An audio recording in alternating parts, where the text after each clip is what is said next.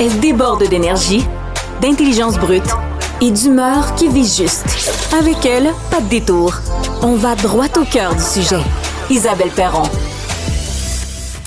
Quand vous voyagez, est-ce que vous restez dans les centres-villes, les tout inclus? Est-ce que vous préférez aller découvrir les petites communautés à l'extérieur? T'es quel type de voyageur, toi, Fred?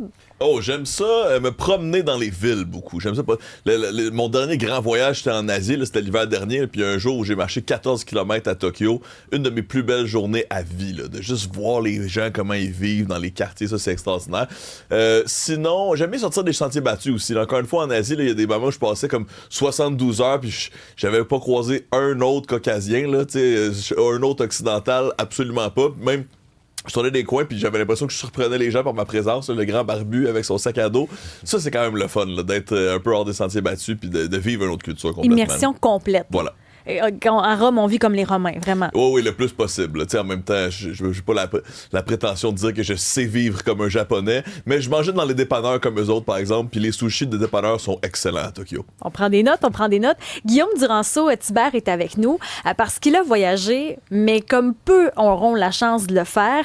Peuple des sommets, c'est le titre d'une nouvelle série d'épisodes. Guillaume, bienvenue à l'émission. Merci. Tu as l'habitude de faire des voyages, on t'entend partout, à Salut Bonjour. Tu as fait, entre autres, Partir sans destination. Bref, on a l'habitude de te suivre pour tes compétences en voyage. On aime rêver parce que tu nous proposes comme contenu, mais cette fois-ci, tu es allé à la rencontre de différents peuples dans les montagnes. C'était quoi l'objectif? Pourquoi ce projet-là?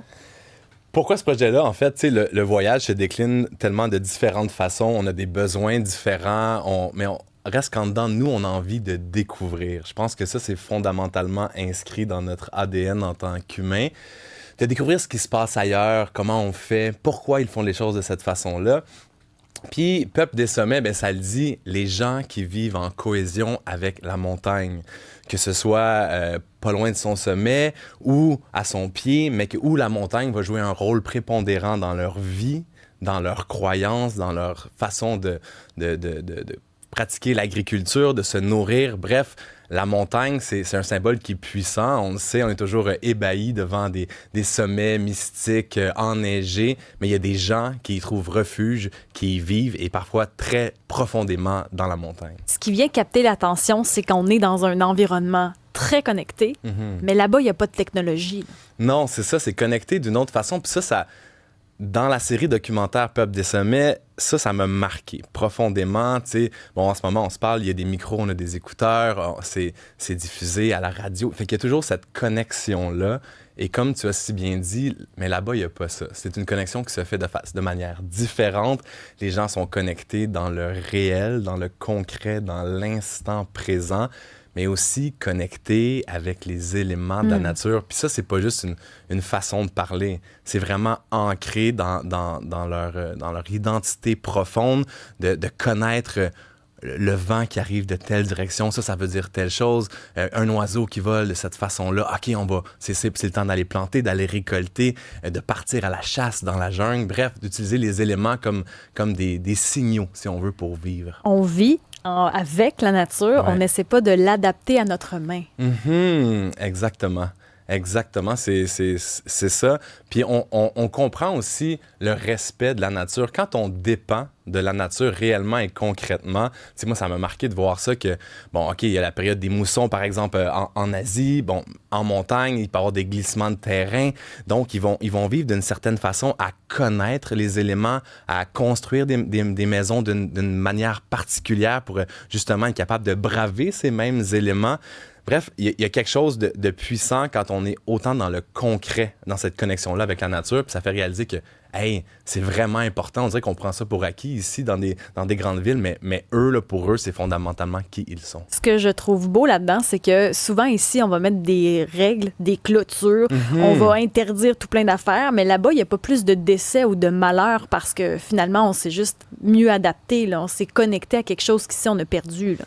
Mais ça, c'est tellement bien dit parce que c'est vrai que les règles sont différentes. là-bas. Ce sont des règles de subsistance. Hein. Ce ne sont pas toujours des manières de vivre qui sont faciles, que ce soit à Madagascar, aux Philippines, en Équateur, peu importe les peuples extraordinaires qu'on est allé visiter. Mais c'est ça, moi, j'ai été marqué par la force de ces gens-là. Puis aussi, tu parlais des règles. Par exemple, je me rends dans une communauté aux Philippines et je suis en entrevue avec un monsieur de cette communauté-là dans les montagnes, puis il me dit « J'ai 3 enfants. » Mais je dis là, il est 11 h le soir, sont où vos enfants? « Ah, dans la montagne. » Puis mais les enfants grandissent entre eux à souder, serrer avec la famille aussi, la relation de famille qui est tellement importante, mais que, tu sais, ici, on verrait jamais ça.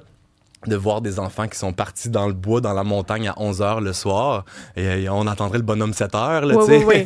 Mais il y aurait des PJ, là. Exactement, mais là-bas, c'est une manière différente de vivre. Puis c'est ça qui est le fun d'aller à la rencontre de ces gens-là, c'est d'y aller aussi en tant qu'observateur. Et moi, j'ai pas de jugement. Tu sais, moi, voyager, c'est d'avoir le cœur et les yeux ouverts, puis d'aller rencontrer ces gens-là qui vivent de manière fondamentalement différente. Hey, écoute, c'est enrichissant, c'est beau, c'est grand, puis je les trouvais généreux de m'accueillir, de nous accueillir, notre équipe aussi, d'aller à leur rencontre comme ça. Est-ce que vous étiez une grosse équipe pour pas bouleverser justement leurs habitudes? Parce que j'imagine que pour certains, c'est la première fois qu'ils voient de la visite. Oui, de la visite, c'est le cas de le dire. Oui, dans certaines communautés, par exemple, au Lesotho, qui est un petit pays enclavé dans le sud de l'Afrique du Sud, on monte tranquillement, on fait l'ascension, puis une espèce de passage étroit, et on arrive au sommet d'une montagne, et là, on va prendre un cheval, et là, on me dit, bon, c'est 12 heures de cheval pour aller dans la communauté, puis il dit, est-ce que tu sais faire du cheval? Je dis, pas vraiment, là, tu sais. Mais là, on part, puis on dévale, puis il y a des falaises d'un côté comme de l'autre. Et à un moment donné, 12 heures plus tard, en bravant les éléments, que ce soit la pluie, les nuages, des endroits où le terrain a glissé, on arrive dans une petite communauté. Et il y a un village dans les montagnes là-bas. C'est fascinant de voir comme j'étais abasourdi de voir que des gens vivaient là. Et comme tu disais, il y avait des enfants que c'était la première fois qu'ils voyaient des étrangers à ce moment-là. Et on est une petite équipe, on était 3 personnes plus un interprète. Mais il fallait y aller de façon graduelle, c'est sûr, parce que le but, c'est de comprendre qui ils sont, de voir comment ils vivent. Et pour ça, il faut se faire accepter, que ce soit par là ou le chef du village, parce que souvent, ça fonctionne comme ça. Donc, on y va, tu sais, puis si on parle pas la langue, moi, je parle la langue des mains parce que je dis en voyage, faut gesticuler, mais la langue du sourire Mon aussi. Dieu, je dois être une grande voyageuse. Oui. C'est toujours avec tes Les mains mains dans les airs, tour du monde. Mais souvent, la langue, c'est un frein pour aller visiter des nouvelles contrées. Mais au contraire, tu sais, je pense qu'on sent l'énergie des gens. Avec un sourire, avec les mains comme ça, les gens vont ressentir qu'on est là pour les bonnes raisons aussi. Fait que le mot d'ordre, c'était d'y aller tranquillement. As-tu eu peur? Parce que quand même, quand t'es si loin d'un centre, s'il arrive quelque chose, si on se blesse, quand on a un cerveau catastrophe comme le mien, est-ce que t'as eu peur à certains moments, par exemple? C'est sûr qu'il y a eu plusieurs péripéties à travers les 13 épisodes ou les 13 heures de la série documentaire. On s'est fait attaquer par des serpents, des essaims d'abeilles. On s'est perdu en cours de route aussi. Mais bref, ce que je retiens, moi, après avoir voyagé dans plusieurs pays autour du monde, c'est que les gens sont fondamentalement bons et veulent nous aider. Ah oui? Oui, vraiment. Si on lit les nouvelles, on lit les journaux, on se rend compte qu'il y a eu beaucoup de problématiques à régler, mais quand on est sur le terrain, littéralement, où on est coupé du reste du monde, mais connecté avec ce qui se passe réellement, on se rend compte que le monde va peut-être un peu mieux qu'on pense et les gens sont vraiment bons, ils veulent vous aider. Et c'est rare qu'on entend ce discours-là. Oui, mais c'est incroyable quand tu mentionnais qu'il fallait ouvrir son cœur, c'est ça, c'est que les gens là-bas, je sais pas si t'as déjà vécu ça aussi, mais c'est parfois dans les communautés où il y a le moins de possessions matérielles qu'il y a le plus de niveau de bonheur ambiant. On dirait, là, c'est assez inspirant, mais comment tu connectais justement avec ces gens-là en ouvrant ton cœur? Mais je pense que le fait d'ouvrir son cœur, ça, les gens le sentent réellement. Puis c'est un peu comme une première impression. Quand on voit quelqu'un arriver dans une pièce, il y a quelque chose qui clique ou qui clique pas. Mais des fois, on sait pas toujours c'est quoi. Puis c'est sûr que j'ai un certain bagage de voyage puis de façon de rencontrer des gens. Mais j'y allais, puis j'étais vraiment curieux de découvrir comment ces gens-là vivaient. Puis oui, c'est de la survie, parfois, dans ces communautés, dans les montagnes. Mais en même temps, ce sont des peuples qui sont tellement riches, qui ont tellement à nous apprendre. Puis moi, j'étais un épicurien de vie. Je veux goûter, je veux voir, je veux comprendre. Puis de sortir des sentiers battus, comme tu parlais au Japon ou en Asie que tu avais fait, Fred, avant. Eh bien, ça, c'est littéralement, on est sur le terrain pour voir des gens qui vont croire en des choses différentes. Et puis ça, c'est intéressant de voir, par exemple, des rites funèbres. Là, on a vu des choses vraiment particulières. Comment ça se dessine, un rite funèbre, dans une société si loin? Bien, en fait, tu sais, ça vient, par exemple, avec une des questions fondamentales de l'humanité. Qu'est-ce qui se passe la vie après la mort? Bon, dans des sociétés comme ici, on pense que ça peut être la fin, mais là-bas, c'est tout le contraire. Bon, la manière dont on va vivre notre vie, cette connexion avec la nature, c'est vraiment en lien direct avec ce qui va se passer après. Et par exemple, en Indonésie, chez les Toraya, dans les montagnes, quand quelqu'un décède, eh bien, ils ne l'enterrent pas tout de suite parce que pour eux, il n'est pas mort. Donc, il y a comme un processus d'embaumement, mais ils vont garder la dépouille, le corps dans la maison. Alors, c'est pas rare qu'il y ait un corps dans une pièce comme qui pourrait être ici. Dort à côté du corps. Ouais, ou il est simplement couché dans son lit, qui est comme embaumé. Mais là, je leur demandais, mais attends, est-ce qu'il est mort? Non, il n'est pas mort, il est malade. Alors là, le but, c'est de ramasser des sous pour aller faire une grande cérémonie. Il va y avoir un sacrifice d'un buffle et au moment, ça peut prendre des fois des années de ramasser les sous nécessaires pour faire cette cérémonie-là. Pendant des années, le cadavre est là? Ouais, mais pour eux, c'est pas un cadavre. Il amène à manger. Et l'odeur? Non, il est comme embaumé, comme les Égyptiens faisaient jadis. Et ils vont amener de la nourriture, ils vont amener de l'eau, des cigarettes, des barres de chocolat, comme si la personne était encore vivante. C'est vraiment... Et eux le croient fondamentalement. Après ça, oui. C'est spécial de voir ça. Puis moi, je voyais la dépouille, on va le voir dans l'émission, dans le documentaire, mais après ça, on est allé dans le fameux sacrifice et au moment donné où le buffle va être sacrifié, tué pour la cérémonie. C'est un buffle vraiment particulier qui est comme un peu albinos. Au moment où sa gorge va être tranchée, eh bien, l'âme du défunt va pouvoir voyager sur l'âme du buffle et aller à la vie après la mort. Et là, on va pouvoir enterrer ou faire une sépulture. Mais c'est vraiment particulier. Eux vont vivre leur vie pour se préparer à la mort, un peu comme faisaient les Égyptiens jadis. Ça peut ébranler d'avoir ce genre de rencontre-là, mais ça nous met les choses en perspective par la suite. C'est un sujet qui fait réagir parce qu'on a Girard au téléphone au 187 Cube Radio. Bienvenue à l'émission. Oui, bonjour. Bonjour Isabelle, en passant, bien revenue à l'émission pour un bout. Oui, c'est ça. Qu'est-ce qu'il parlait tantôt avec la nature, c'est qu'il faut que tu te moules à la nature. C'est ça qui est important.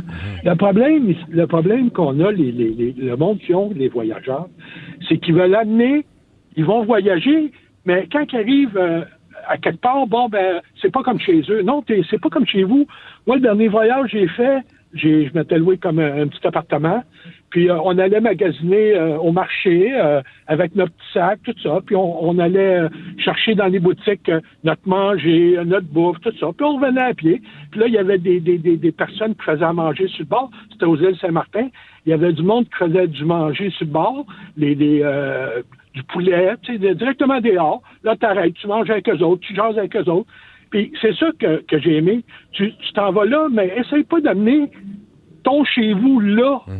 Tu sais, c'est comme le monde qui amène leur beurre d'arachide au Mexique ou à Cuba parce qu'il n'y en a pas. Même en France, le beurre d'arachide, il n'y en a pas. Oui, c'est ça. Puis, tu sais, moi, je trouve que c'est un petit peu pathétique.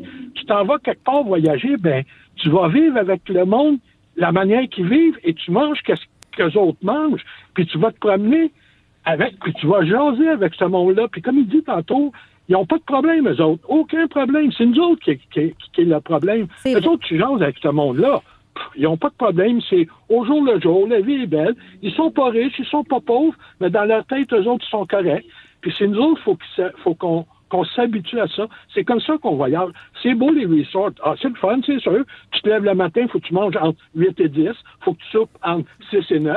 Moi, je trouve ça que c'est un petit peu aberrant, tandis que quand tu loues un logement ou une petite maison là-bas, ben, tu peux manger à l'heure que tu veux, tu soupes à l'heure que tu veux, tu fais qu'est-ce que tu veux. Tu veux manger chez vous, tu manges chez vous. Tu veux aller manger avec la population, tu vas manger avec la population. Tu n'es pas obligé. Puis tu vas te promener, tu vas voir comment le monde vit. Puis c'est assez c'est assez spécial. Ben, c'est vrai que de pouvoir être avec la communauté, on vit une expérience différente, mais je suis d'accord, Gérard, que quand on va ailleurs, c'est parce qu'on veut essayer de s'imprégner d'une culture, mais j'ajouterais également à ça que les voyages que tu as faits pour nous permettre de vivre avec ces communautés-là éloignées, très peu de gens peuvent le faire parce que, comment je pourrais dire, le respect se perd. On le voit dans les plus beaux milieux, les plus beaux endroits du monde, remplis de déchets, des milieux qui sont saccagés par le mauvais tourisme. Donc, d'aller dans les lieux sacrés comme ça ou d'aller dans les endroits où on vit d'une façon qui est très différente de la nôtre, pas certain que c'est possible pour tout le monde parce qu'on manque ce respect-là envers l'autre. C'est vrai, puis ça dépend de se demander pourquoi on voyage aussi. Est-ce qu'on voyage pour nous, pour apprendre, pour grandir, pour fuir des situations? Est-ce qu'on voyage pour aller mettre des photos sur les réseaux sociaux ou c'est pendant l'espace d'un court instant qu'on veut aller à un endroit précis et qu'on n'est pas vraiment en connexion avec notre environnement? Il y a plusieurs manières de voyager, puis je pense qu'à la base, il faut se demander pourquoi on voyage? On voyage pour grandir, pour découvrir, comme le monsieur disait, Gérard disait, mais c'est vrai, on veut comprendre comment les autres font. Et c'est ça qui est beau, c'est la mixicité de ces couleurs, de ces odeurs, de ces cultures-là. Puis de voir comment la culture survit aussi différemment. Tu sais, nous, on était dans les montagnes, puis je me rendais compte que la montagne faisait office de protection, de rempart aussi pour la culture. Parce que depuis des millénaires, il y a toujours eu des guerres de clans qui voulaient prendre possession de territoire. Mais ces peuples-là qui ont survécu depuis parfois des milliers d'années, eh bien, la montagne leur servait de fortification. Et après ça, bien, ils ont envie de conserver leur identité, leur langue. Et c'est pour ça, je pense, qu'on voyage. Puis c'est pour ça que c'est important de le faire avec respect pour que ces milieux-là continuent d'exister. C'est le mot respect, on dirait que se perd. Puis ce que j'ai trouvé beau, c'est que tu nous amènes dans les endroits qu'on n'a pas vus, qu'on n'ira pas non plus. Puis c'est bien tant mieux parce qu'on veut leur garder une bulle. Il y a un endroit, entre autres, c'est au Guatemala, je crois, le Pueblo de Dios, qui n'existe même pas sur une carte. Donc, même si quelqu'un allait là-bas, ne trouverait pas l'endroit. C'est même pas comptabilisé dans un recensement. Là. Quand on dit il y a tant d'habitants, eux ne font pas partie du recensement. Non, puis ça, c'est le fun que tu en parles de cet endroit-là. Puis je pense que ça, c'est le 2e épisode de la série.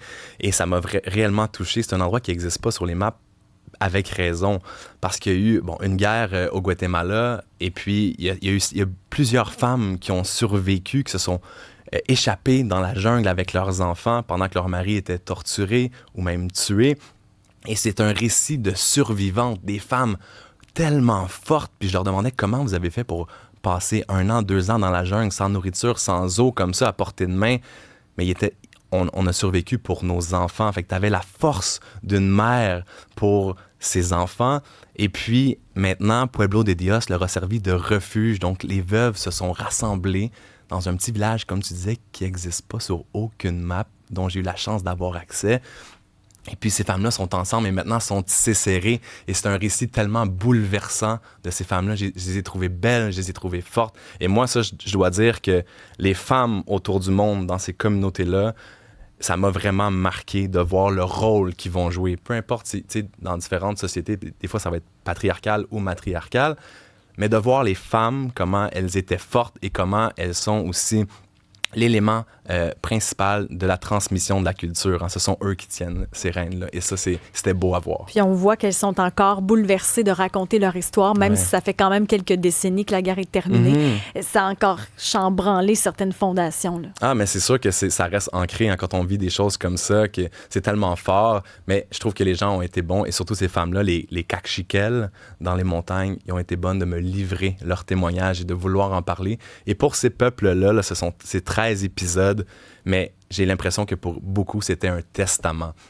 Parce qu'on parle de à quel point ils étaient reculés dans les montagnes, ces peuples-là, mais on voit que la modernité arrive tranquillement, comme une vague qui défile. Et parfois, tu vois, j'étais avec les Yoruk en Turquie, qui sont un peuple semi-nomade avec leur troupeau de chèvres.